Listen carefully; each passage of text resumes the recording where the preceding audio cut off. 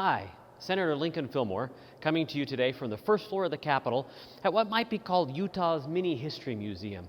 I'd encourage you to come and look at a lot of things that go along about Utah's history. Here we've got some information about the construction of the original Capitol. There's information about Utah's films, Utah's Native American history and fossil record. A lot of good stuff down here if you're ever able to come up. Today, I want to talk to you about the state budget, specifically about infrastructure. Today and yesterday, we got our first glimpse of what infrastructure spending might look like now that the state has a historic amount of cash that it can use to put towards big projects that have been on the list for many years. So I'd like to talk to you about some of those. It looks like we're going to be able to secure about $30 million in funding to build a Salt Lake Community College and University of Utah hybrid campus in Herriman. It's been a real pleasure to work with Salt Lake Community College and Herriman on this over the last 2 years to make sure that this building gets built in the Southwest Valley so that as our children grow up and graduate from high school, they've got a local college option that can get them an associate's degree or a bachelor's degree or more, because both the University of Utah and Salt Lake Community College will be at the same campus, which actually will drive down the cost of tuition by about a third. So you could walk away with a bachelor's degree at significant savings. It's a big win for our local area, but it's also a really innovative approach to higher education that I hope catches on throughout the state and the country. We're also, I think, going to be able to secure additional funding to build more parking at the end of the TRAX line in South Jordan. I'm really happy about that. It's been great to work with UTA and with the city of South Jordan as well as other legislators on that project.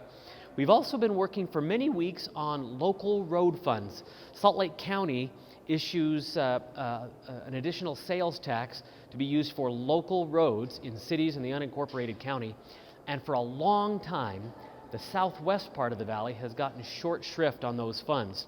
But as the southwest part of the valley now includes representation through me and Senator Dan McKay, Senator Wayne Harper, we've been working hard to make sure that our growing part of the county will get its fair share of this funding. And so we're going to be shifting millions of dollars into local communities, Herriman and South Jordan and West Jordan, to be able to make sure that those cities get additional funds for local roads. And again, it's been great to work with the coordinated effort of the Southwest Valley mayors to be able to make that happen.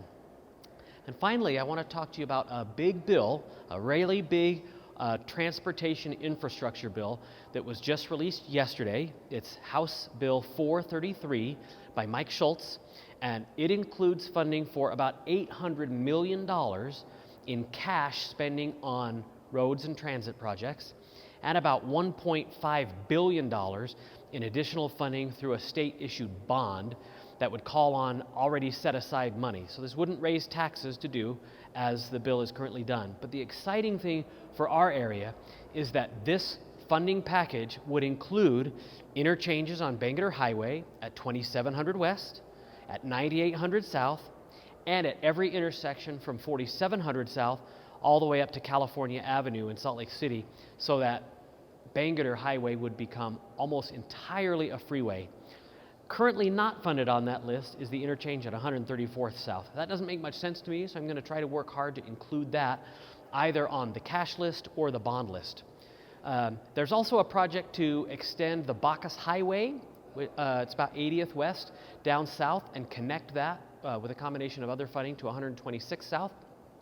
That could be a long-term important project, but I think that that's a little bit ahead of its time. So I'm working with Representative Perucci, Representative Tusher, Representative Pulsifer, as well as Senator McKay, Senator Harper, and Senator Cullimore to try to replace that item with the 134th South interchange so that we can, by issuing these bonds and taking this cash, we can hopefully accelerate the completion of Bangerter Highway as a highway by about 2 to 3 years and have it really right there on the horizon. It would be a big economic and transportation boon for our area. There's also a lot of other transportation and transit projects that includes a double tracking of Front Runner, which I think would include fixing a bad intersection in Bluffdale that's very important to that city. So there's a lot going on, and I need your feedback. $2.3 billion is a lot of money to spend on roads, The arguments for doing it now is because the inflation cost that is associated with construction right now, where concrete and asphalt and wood are rising in prices at about 5% per year. We could borrow this money now at only about 2% per year, so we may be able to save money over the long term. On the other hand, some arguments against issuing a bond at this point really come down to the fact that we're at a high water mark now, and we would be obligating several years worth of transportation infrastructure projects and spending it, obligating it this year, which would mean that we wouldn't be able to be as nimble or fund new projects for at least another 4 years out. So I'd like to hear your feedback. I have the sense that it's really going to be a big win for our area to get Bangerter Highway finished as a freeway. That's been a big priority of mine that I campaigned on. But let me know if that's a priority of yours and if you think that that's worth issuing these bonds for. And a secondary question to that may be, would you be interested in paying a little bit more on your gas? If it maybe costs an additional nickel or a dime for a gallon of gas, or maybe a little bit more in sales tax in order to get this project finished, is that something that you'd be willing to bear? Because it would take a lot more money than the current surplus we have in order to get it done. So I'd look forward to your feedback. You can leave notes in the comments or call me or email me. My contact information is on the screen, and I look forward to hearing from you. Thank you so much.